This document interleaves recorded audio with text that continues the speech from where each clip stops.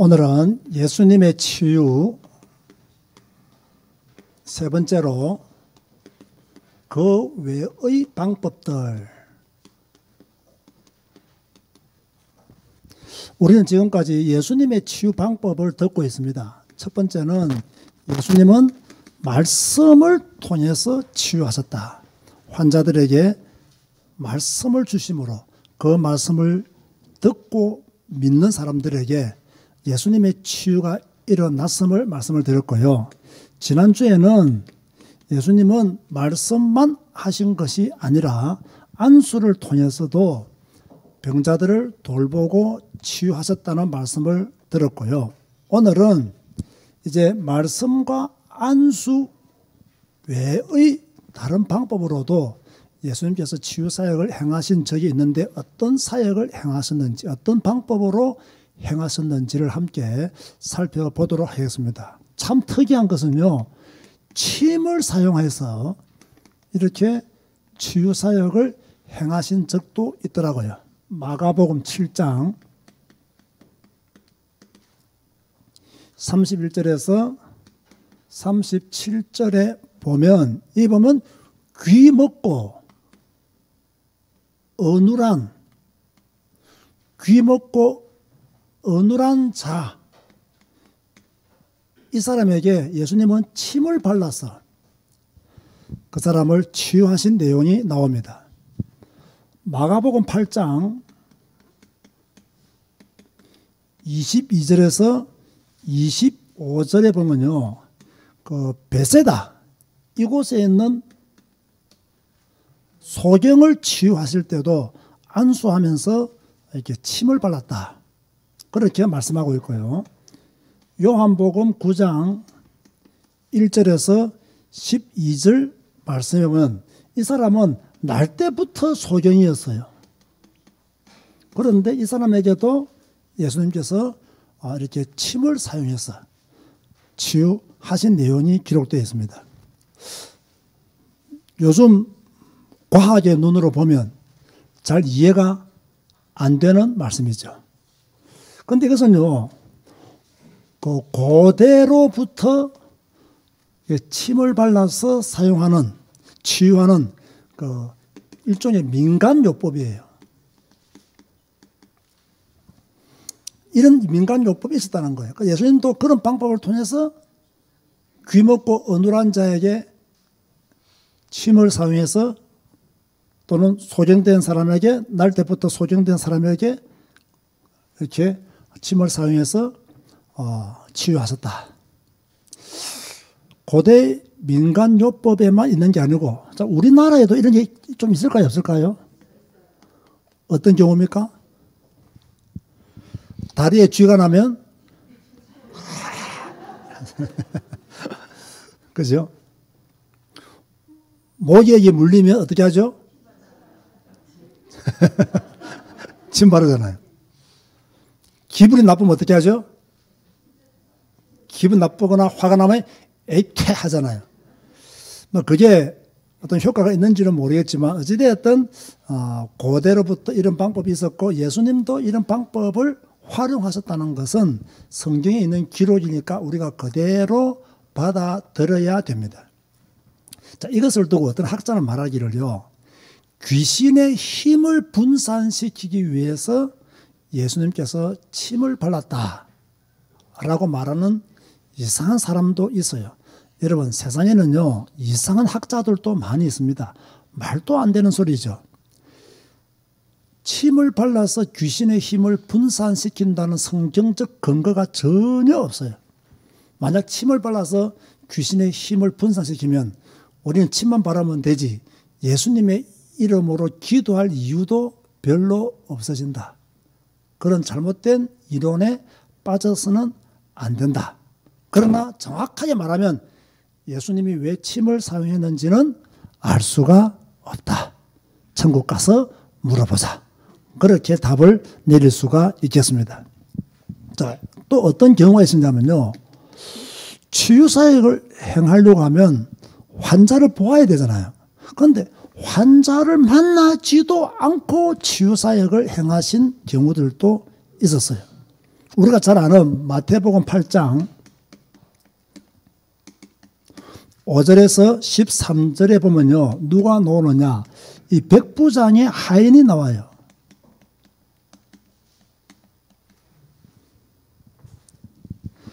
이 하인을 만나보지도 않고 예수님이 치유해 주었어요. 누구의 믿음을 보고? 백부장의 믿음을 보고 치유해 주었어요. 마가복음 7장 24절에서 34절에 보면요. 이 수로보니게 여인, 이 여인의 딸이 귀신 들렸단 말이에요. 근데 이 여인의 딸을 보지도 않고 예수님이 치유해 주었어요. 누구의 믿음을 보고? 그 어머니의 믿음을 보고 그 딸을 치유해 주었어요. 요한복음 4장에 보면 특별히 46절에서 53절 말씀에 말하기를 어떤 신하의 아들, 이 아들을 고칠 때에도 예수님은요 보지도 않고 그 신하의 아들을 그 아버지의 믿음을 보고 고쳐주신 내용이 기록되어 있어요. 자, 이것을 딱 볼 때 우리가 한 가지 배울 수 있는 게 있죠. 육신 치유는, 질병 치유는,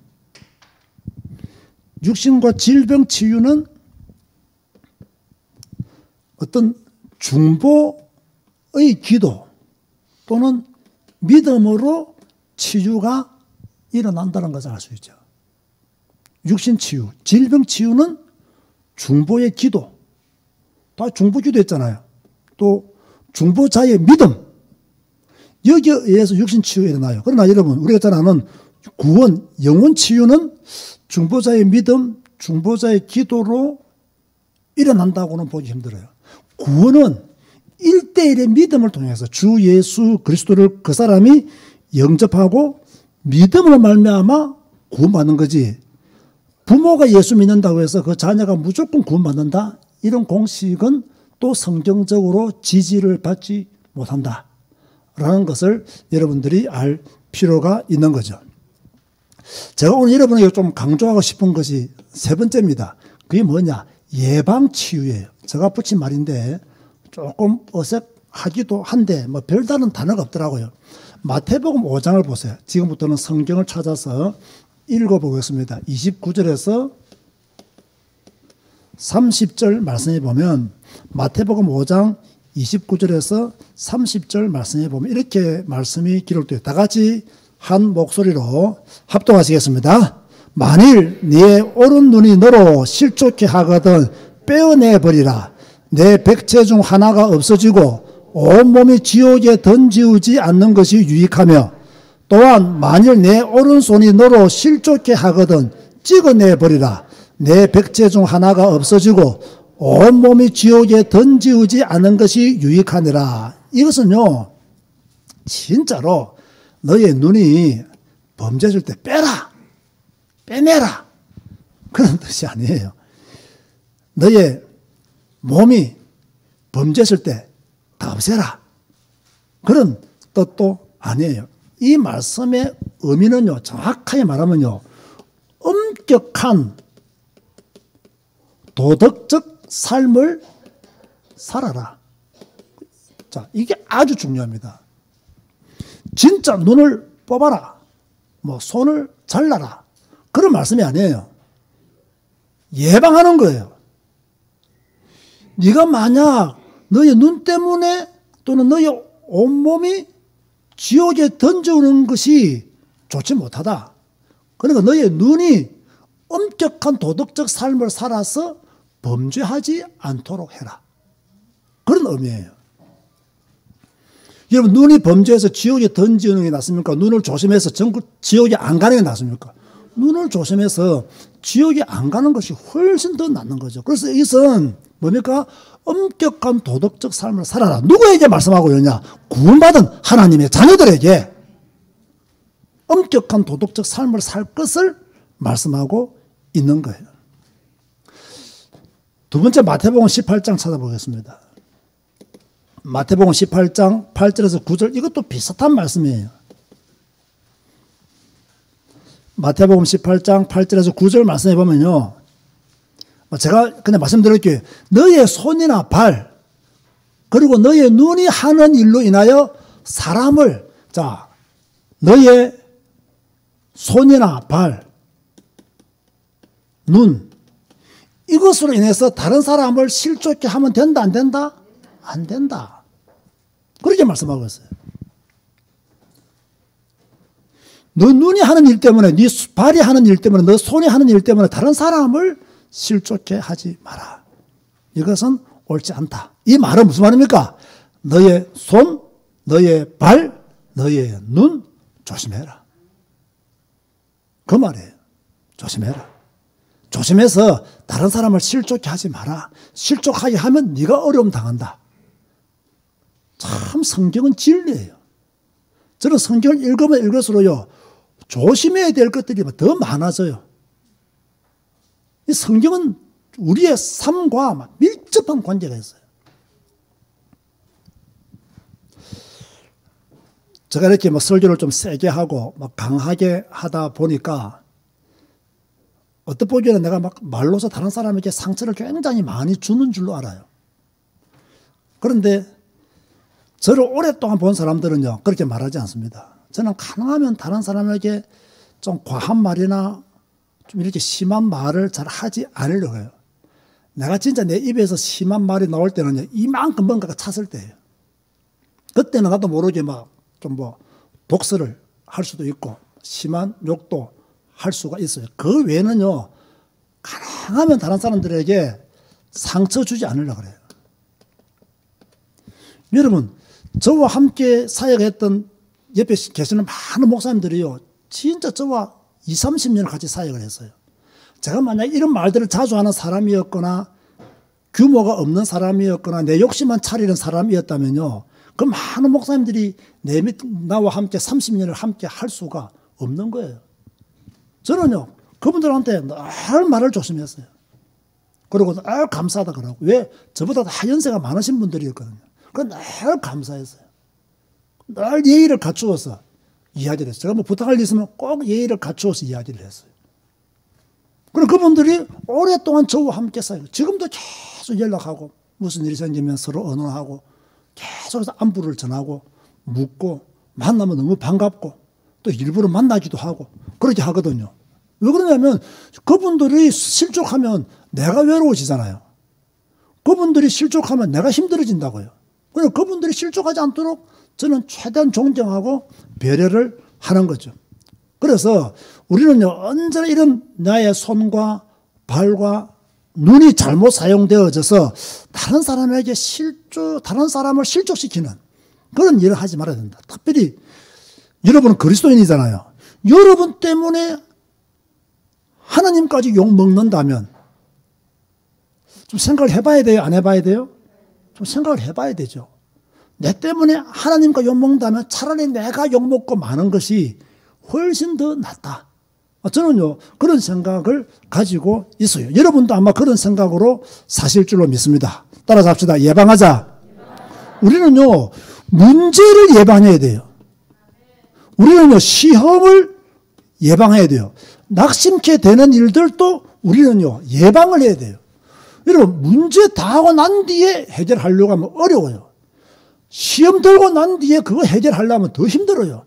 낙심한 사람을 이렇게 세우기는 진짜로 힘들어요. 그래서 내가 문제 가운데 빠지지 않도록 내 주의를 잘 예방하고, 내가 시험에 들지 않도록 내 믿음을 잘 갖추고 나가고, 내가 낙심하지 않도록, 내가 질병 가운데 빠지지 않도록 내가 늘 조심해야 될 것들이 굉장히 많이 있어요. 그래야 됩니다. 어제 저 컴퓨터가 실족을 했거든요. 실족하니까 정말로 당황되더라고요. 컴퓨터 본체가 유튜브도 안 되지, 카카오톡도 안 되지, 아래 한글도 날아가 버렸지, 다 날아가 버렸어요. 그리고 오전 내가 그것 때문에 신경이 집중, 너무 당황돼가지고, 이거 당장 설교 준비했는데, 물론 노트북 가지고 하면 되지만, 당황돼. 그래서 이제 기사를 불렀더니, 이 기사가 1시에 온다더라고요. 그때까지 아무것도 못 하겠더라고요. 누가 나를 실족시켰어요? 컴퓨터가 나를. 거금을 들여서 그렇게 뭐 복구할 건 복구하고 뭐 제가 다시 이렇게 해야 될 것은 해야 되고 이거 한번 잘못돼 버리면요. 자, 기사 불러서 돈이 15만 들었단 말이에요. 그것도 아깝죠. 내가 다시 깔고 내가 다시 이메일 뭡니까 아이디 뭐 이 일 엄청 많아요. 한번 컴퓨터가 실종하고 나면 내가 해야 될 일이 엄청 많아지고 시간도 엄청 투자해야 돼요. 한번 사람이 실족하면요. 이 사람이 이렇게 세우기가 쉽지가 않다니까요. 그리고 우리는 문제를 미리 예방해야 되고 시험을 미리 예방해야 되고 낙심된 일들을 우리는요. 일어나지 않도록 미리 예방해야 된다. 여러분 왜 교육을 받아야 됩니까? 예방하기 위해서 교육을 받는 거예요. 운전시험에 합격한다고 해서 당장 운전하는 게 아닙니다. 교육을 받아야 돼요. 그래야 예방할 수 있어요. 국가가 왜 캠페인을 벌입니까? 예방하라고. 꺼진 불도 다시 보자. 예방하라고. 캠페인을 벌이는 거죠. 교회도 마찬가지죠. 교회도요, 예방을 잘해야 돼요. 저는 좀 예방을 잘 하려고 하거든요. 문제가 생기고 난 뒤에 그 문제를 해결하려고 하면 굉장히 어려워요. 많은 분들이 이런 말을 합니다. 아이들은 많은 경험을 하는 것이 좋다. 많은 경험을 통해 성장한다. 물론 저도 그 말에 동의해요.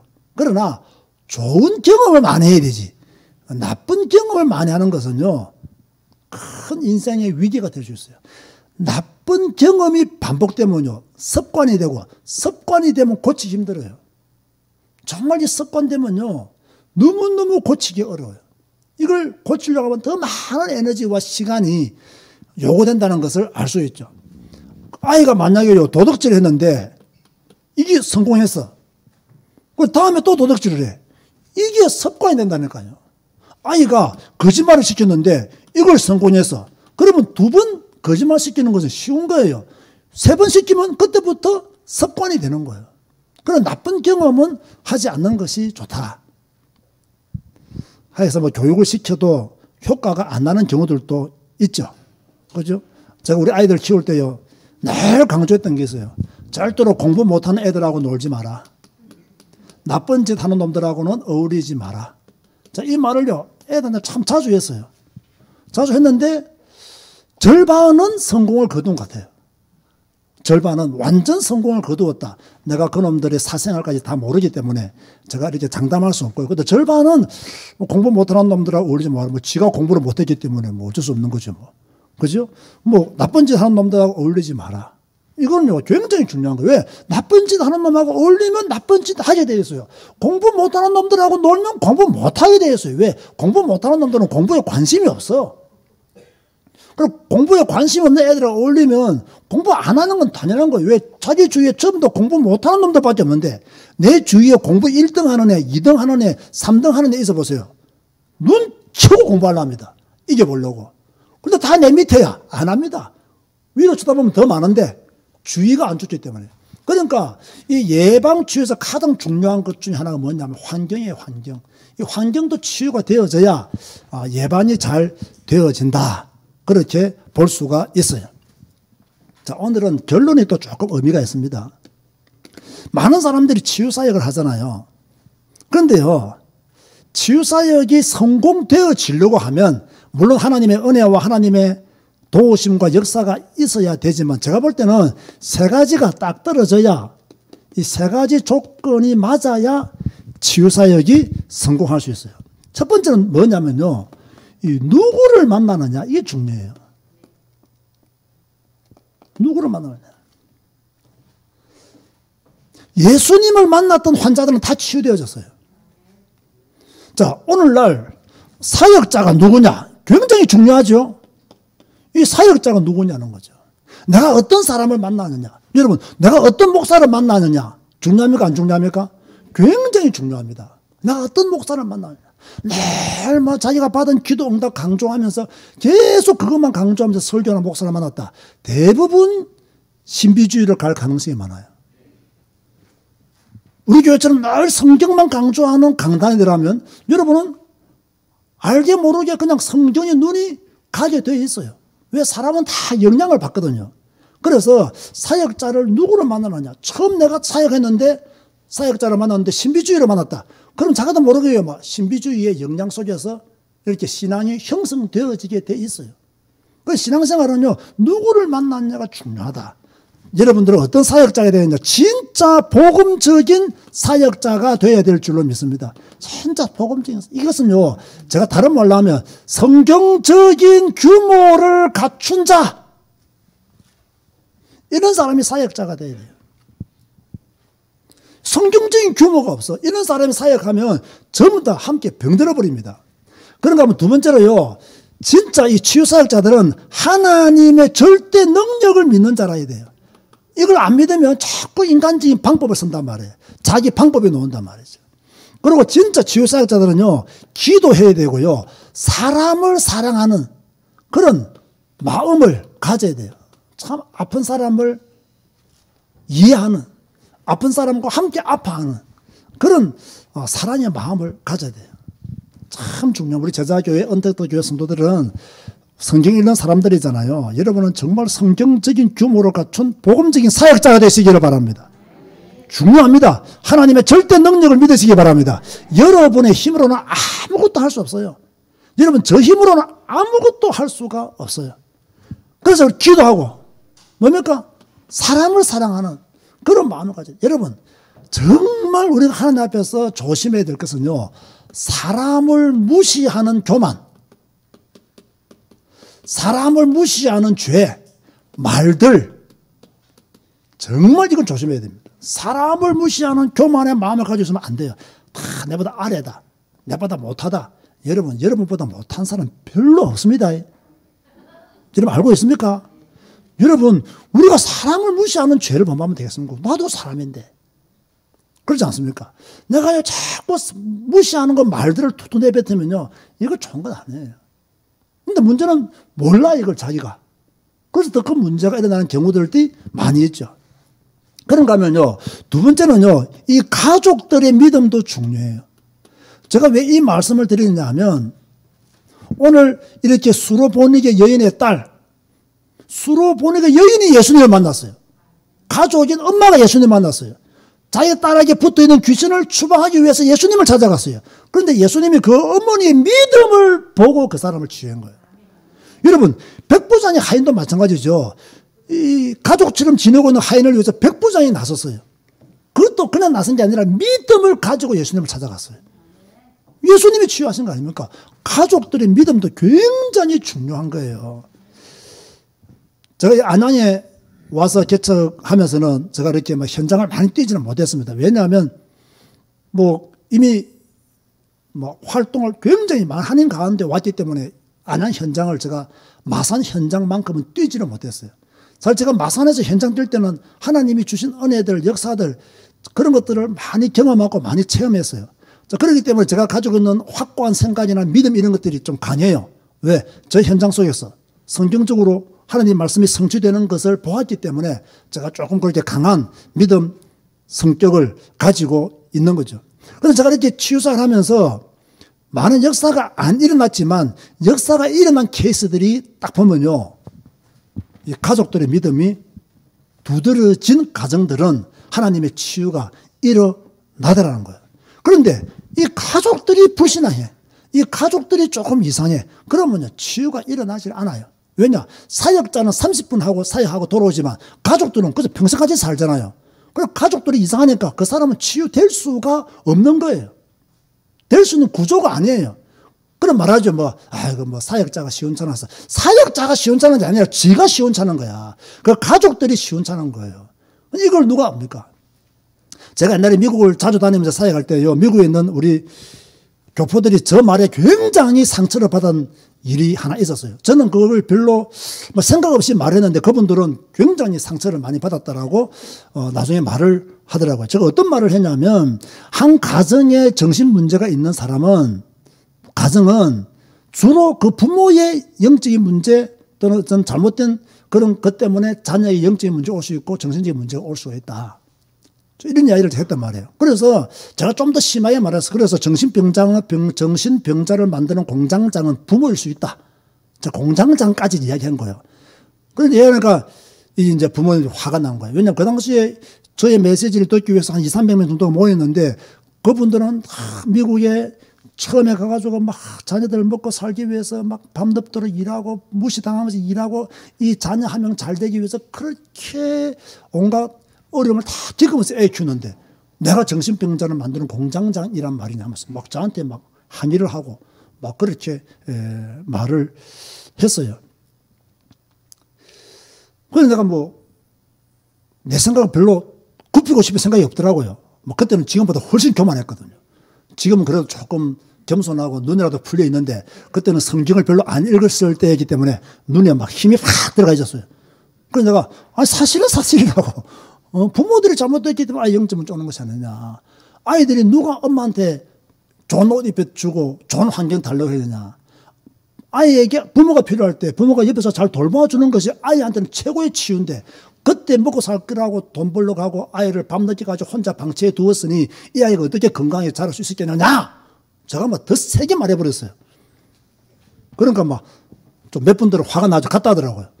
뭐 가도 상관없죠. 이미 해배를 받았으니까 뭐 상관없는데 조금 그때부터 이제 그 미국에서 저를 좀 미워하는 그룹들이 생기기 시작했어요. 항상 그런 일은 항상 있어요. 그러나 또 반대로 맞다라고 인정하면서 그렇게 또 회복의 축복을 누린 분들이 상당히 많이 있습니다. 제가 얼마나 그 당시에 간이 컸냐면요. 그때는 제가 분명히 기억하고 있어요. 시애틀에서 제가 집회를 할 때였는데 미국에 우리 많은 사역자들이 모였어요. 제가 마지막 강의가 뭐냐면 동성연애, 제가 다음에 딱 강의하겠습니다만 동성연애 치유라는 제목으로 벌써 25년 전에 제가 이거 강의를 했어요. 미국에서. 저는 사실 미국을 잘 모르잖아요. 한국도 잘 모르는 판에 미국을 내가 어떻게 알겠어요. 동성연애 치유 이래가지고 동성연애 치유 이래가지고 딱 강의를 딱 했는데 어느 사모님이 손을 들었어요. 강의 도중에 손을 들었어요. 자기는 동성연애가 죄가 아니라고 본다는 거예요. 왜? 많은 의사들이 선천적으로 남자인데 여자로 태어난 아이가 있고 여자인데 남자로 태어난 아이가 있다는 거예요. 과학적으로 증명이 났다는 거예요. 그래서 나는 과학을 잘 모르겠다. 과학은 또 언제든지 바뀐다. 성경은 여자로 태어날 아이가 남자로 태어나고 남자로 태어날 아이가 여자로 태어났다는 구절이 한 군데도 없다. 나는 그 과학을 못 믿는다. 그래서 내가 당신이 잘못 생각한 것이다. 딱 말했거든요. 그렇게 옆에 있는 사람들이 아멘 하고 그 사람이 앉아버렸어요. 자, 여기까지는 문제가 없었어요. 그분은 또 나를 싫어하는 안티 그룹이 되었어요. 분이 되겠죠. 상관없어요. 딱 세미나를 마치는데요. 젊은 20살 초반 된 아이가 안 가는 거야, 집을. 또 세미나를 제가, 저를 초청한 그분이, 저 청년이 목사님을 보지를 원한다더라고요. 그래서 갔죠. 내가 둘이서 이제 강당 큰 상담을 해서 상담했는데 자기가 지금 동성연애를 하고 있다는 거예요. 동성연애사는 아닌데 그냥 동성연애 그룹에 찾아가고 있고 또 그들을 만나서 스킨십까지는 했대요. 근데 자기는 한 번도 교회 다니면서 동성연애가 죄다라고 말해주는 목사가 없었다는 거예요. 근데 오늘 한국에서 오신 목사님이 동성연애가 죄다라고 성경적인 근거를 대는데 자기가 부인하고 싶다는 거예요. 그러면서 너무 오늘 힘들고 어려웠다면서 목사님 어떻게 하면 좋겠냐고. 그래서 제가 옛날에 썼던 책에 보면 그 이야기가 짧게 나와요. 그 동성연애는 이렇게 조심해야 되고 이렇게 예방해야 된다. 그 방법을 알려줬어요. 근데 이 청년이 그대로 너무 잘 지킨 거예요. 그리고 5년인가 6년 뒤에 내가 다시 미국 갔단 말이에요. 결혼했다더라고요. 누구와? 남자와 결혼했다더라고요. 그리고 엄청난 치유입니다, 그거요. 지금 애 놓고요. 잘 살아요. 잘 살아요. 가족들의 믿음 굉장히 중요하고 개인의 믿음도 굉장히 중요해요. 자, 그런데 제가 오늘 여기서 한마디 하고 싶은 이야기는요. 제가 안양에 왔을 때 미국의 어느 사모님이 서울에 있는 어느 한의사를 좀 만나달라는 거예요. 그래서 제가 만나러 갔어요. 만나갔더니 이 집안 대대로 한의사 3대 집안이라 그래요. 그 집에 가봤더니 서울인데다가 좀 정원도 좀 있고 집과 한의원을 같이 하는 곳이에요. 뼈대 있는 집안에. 왜 가느냐? 그 집에 딸이요. 말을 안 한다는 거예요. 말을 할 줄 아는데 말을 안 한다는 거예요. 열받으면 옷을 다 벗어버린대요. 그래서 이분이 또 굉장히 신비적인 믿음이에요. 그래서 한국에서 신비주의 사회 가서는 안수하고 능력있다는 목사님들 모셔서 막 계속 이 딸의 머리 위에 손 얹고 막 기도하면서 하는 거예요. 이 아이는 전혀 그냥 목사님들이 막 안수를 하면 얘 열받으면 옷 벗어보는 거예요. 그럼 목사님 어떻게 있을 수 있겠어요? 나 같으면 가만히 있겠는데 목사님들이 너무 순진했는지 나오게 된 거예요. 이 아이는 아는 거예요. 이 목사님들을 물리칠 수 있는 방법은 뭐다? 옷을 홀랑 벗어보면 이 목사님들이 도망간다. 이걸 알은 거예요. 그래서 심사면 이해는 막 열받으면 옷 벗어보는 거예요. 그래서 내가 딱 그 집 올라갔어요. 올라갔더니 이제 뭐, 제법 뭐, 좋더라고요. 그래서 이제 저는 그 딸한테 관심을 안 가졌어요. 예배를 드렸어요, 먼저요. 그 미국 오신 사모님들 계셨으니까 몇 명 예배를 드렸어요. 예배를 드리고 있는데 그 아이가요, 방에서 좀 나왔어요. 그래서 예배 드리고 쉬리 보는 거예요, 이렇게. 계속 난 예배만 드렸어요. 놀랍게 그 아이가요, 예배는 앉았어요. 이 엄마가 놀라는 거예요. 그럼 앉았길래, 그냥 눈에 싸우고 나 예배 드렸어요. 그럼 마지막에 내가 그 아이한테, 네가 불편하면 안 와도 된다. 그리고 말 안 해도 된다. 왜? 지가 불편하면 옷 벗어버리니까. 옷 안 벗어도 된다. 그 말이에요. 그런데 얘가 앉았더라고. 그래서 내가 마지막에 네가 불편 안 하면 된다. 네 예수님을 믿을래 했더니 고개를 끄덕거리는 거예요. 그래서 그러면 예수님 믿으면 그 당시에는 주로 영접 기도를 많이 시켰잖아요. 그 영접 기도를 따라 해라. 했더니 이 애가요. 처음에는 못 따라하다가 나중에 입을 열고 따라 하는 거예요. 그래서 예수 영접하고 기분 좋게 다 나왔어요. 근데 이 한의원 그 원장 여자분이었는데 그분이 뭐 우리 저보고 교회가 어디 있냐 물어보고 하더라고요. 이렇다 했더니 뭐 아직 나는 그때 올라온 지 얼마 안 돼서 개척교회 이렇다 했더니 알았다고 다음 주에 오겠다고 왔어요. 봉투를 하나 주길래 내가 봉투를 안 받았어요. 내가 다 기분이 알거든 내가요. 느낌이 딱 와요. 이게 받아야 될 봉투다 받지 말아야 될 봉투라는 게 딱 느낌이 와요 이게. 내가 딱 안 받았어요. 아니라고. 나는 이런 거 받기 위해서 오는 목사도 아니고 이거 받는 걸 좋아하지 않는다고 딱 좀 왔어요. 집 왔는데요. 문자가 온 거야. 다음 주부터 오지 말라고. 오지 말라 했어요. 그래서 내가 뭐 개척교회 목사가 하니까 자기한테 피해 줄까 싶어서 오지 말라 했던 것 같아요. 이거예요, 이거. 내가 이걸 지금 말하고 싶은 거예요. 이 가족이 잘못된 믿음을 가지고 있는 거예요. 이 가족이 틀린 믿음을 가지고 있는 거예요. 이 가족이 이상한 믿음을 가지고 있는 거예요. 그러니까 보세요. 생각해보세요. 그 아이는 나를 기다렸겠어요? 안 기다렸겠어요? 기다릴 수 있어요. 지가 스스로 예배 참석했고 예수님과 영접했어요. 근데 딱 왔는데 그 엄마가 뭐 오지 말라는데 뭐. 나도 뭐 자존심이 내가 또 세잖아요. 나를 거부하는데 내가 갈 이유가 뭐 있냐. 나도 뭐 속된 말로 차 아프라 뭐. 나 갔으면 내가 뭐 봉투를 받아왔냐. 자기한테 피해를 주냐. 나도 4시간 내서 갔는데. 이 가족들의 믿음이 이상하다니까요. 진짜 이상하다는 거예요. 제가 마산서 이렇게 사역할 때요. 3번인가 2번 이혼한 자매가 있었어요. 이 애는 늘 환상을 들어요. 뭐냐? 너는 2번 이혼을 하고 너는 3번 결혼할 것이다. 네가 3번째 결혼할 사람은 치과 의사다. 이름은 뭐다? 귀신이 다 알려줘요. 근데 이 사람이 딱 조사해보니까 그 치과 의사가 있어요. 마산에. 그래서 자기는 늘 저 치과 의사하고 결혼한다고. 그래서 이 정상적인 생활이 안 되는 거죠. 그래서 제가 딱 집에 갔단 말이에요. 집에 가니까 이 딸 때문에 막 엄마 아버지가 엄청 오랜 세월을 고생했겠어요? 안 했겠어요? 엄청난 세월을 고생한 거예요. 그러다가 이제 제가 딱 가서 이제 예배 드리는데 딱 갔더니 막 내가 오후에 간 걸로 기억나는데요. 머리카락이 부시리해가지고 나오더라고요. 그때까지 누워 잤다는 얘기. 잠이 이제 새벽에는, 밤에는 잠을 못 자고 낮에 이제 잠을 좀 자는 거예요. 그래서 나왔더라고요. 엄마하고 딸하고 앉아 있어요. 그래, 뭐 몰골이 둘이가 똑같아. 똑같아. 둘 다 잠 못 자고 둘 다 시달리고 지금 둘 다 어려움 당하는 거예요. 그래서 이제 예배 드렸어요. 예배 드리고 그다음 왔어요. 재밌습니다. 집 입구에 딱 들어갔더니 제일 왼쪽에 벽에다가 불심해가지고 큰 액자 있지 않습니까? 딱 걸려있더라고요. 근데 그날 내 메시지를 그냥 뭐 우상 성기면 다 망한 우리 내일 그 이야기 하면 우상 성기면 뭐 정신 문제고 영적 문제고 온다 그 이야기거든. 하세요. 이 이야기를 누가 들었냐? 나는 몰랐어요. 방 안에 있는 아버지가 들은 거예요. 방 안에 아버지. 그래 내가 하고 나서요. 전 목사님 말이 맞다면서 불신 그걸 떼가지고 서리통 집어넣어본 거예요. 집어넣어보는 거예요. 그 뒤로 그 엄마와 아버지는 안 왔어요. 엄마와 딸 우리 교회로 왔어요. 그런 식으로 해서 마산 평강교회 사람들이 굉장히 많이 모였거든요. 제가 현장을 많이 뛰었기 때문에 저와 관계된 사람들이 많이 이렇게 모였어요. 왔는데 계속 이렇게 치유를 받고 회복되다가 나중에 한 5, 6개월 지나니까요. 목사님 이제 나 돈 벌으러 가야 되겠다 하더라고요. 조금 나아지면 지가 치유된 줄 알고 돈 벌겠다 그래. 아닌데 설명해도 못 알아들어요. 취직하러 가더니 또 막 이상하게 또 돌아왔더라고요. 그걸 또 도와줬어요. 그런데 놀라운 건요. 제가 안양 올라와서 한 10년 전인가 그 전에 나한테 전화가 왔어요. 나는 그 사람 전화번호 모르거든요. 내가 또 목사님 전화 하십니까? 하더라고요. 나 잘 모르겠다. 요 이야기를 지가 하더라고. 내가 그러냐고. 지금 목사님 때문에 제가 지금 그 치과 의사하고는 결혼 안 했지만 재혼해서 지금 건강에 부산에 그때 마산에 있었거든요. 예, 부산에 살고 있다고. 그 자기가 가끔 목사님이 생각나고 또 목사님이 막 전화번호를 알고 싶어서 이렇게 여러 사람에게 수소문해서 목사님 전화번호를 알고 목사님 꼭 부산 오시면 한번 방문해 달라고. 저거를 갔겠어요, 안 갔겠어요? 안 갔어요. 그래도 이 엄마하고 딸이요. 그래도 치유받으려고 달라붙었던 거예요.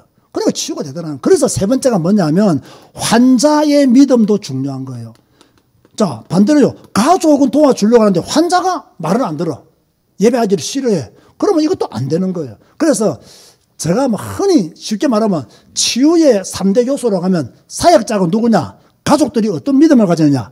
환자가 갈급한 마음을 자기 문제를 해결받으려는 의지가 있느냐? 요 세 가지가 맞아야 치유가 일어나지. 사역자가 우리가 예수님이 아닌 이상 우리가 어떻게 뭐 역사 일으키겠어요? 그렇지 않습니까? 우리가 예수님이 아닌 이상 어떻게 뭐 병자들을 치유하고 하겠어요? 그거는 어려운 거예요. 자, 오늘 예수님의 치유 방법 세 번째입니다. 그 외의 방법들, 말씀 치유, 안수를 통한 치유 외에 침을 사용해서 고친 사례, 환자를 보지도 않고 고친 사례, 그 다음에 미리 예방하는 메시지를 주신 사례. 자, 이것을 예수님의 치유 방법을 제가 말씀을 드리면서 정리를 하고 싶은 것은 우리는 예수님이 아니기 때문에 우리는 정말로 복음적인 사역자가 되어야 된다. 그리고 치유가 되기 위해서는요, 가족들의 믿음도 중요해요. 가족들이 이렇게 잘 도와줘야 돼요. 그리고 환자 자신도 믿음을 가져야 돼요. 우리가 예수님이면, 여러분이 예수님이면 쉽게 말해서요, 뭐 이거 없어도 괜찮아요. 치우지도 않네. 이거 어떻게 치우나, 이거. 없어도 괜찮아요. 예수님은 능력자니까. 그래서 백부장 하인을 고칠 때도, 수로보로 딸을 고칠 때도 예수님이 이거 안 보고 고치잖아요. 우리는 예수님이 아니잖아요. 그리고 우리는 사역자이기 때문에 더 사역을 바르게 하는 믿음을 가져야 돼요. 자, 앞으로 우리 교회 안에서, 언택트 교회 안에서 성경 한 권을 가지고 올바르게 사역하는 복음적인 치유 사역자들이 많이 일어나기를 주님의 이름으로 축원드립니다. 주님 감사합니다. 오늘 예수님의 치유 방법, 말씀과 안수 통한 치유 외에 또 다른 방법들을 우리가 살펴보았습니다. 우리는 예수님이 아니므로 참 말씀 하나 가지고, 성경 말씀 하나 가지고 겸손히 사역해야 될 줄로 믿습니다. 이런 치유 메시지를 통해서 우리 자신을 철저히 돌아보게 하시고 우리 자신이 더욱더 치유되고 성장할 수 있도록 축복하여 주옵소서. 예수님의 이름으로 기도드리옵나이다.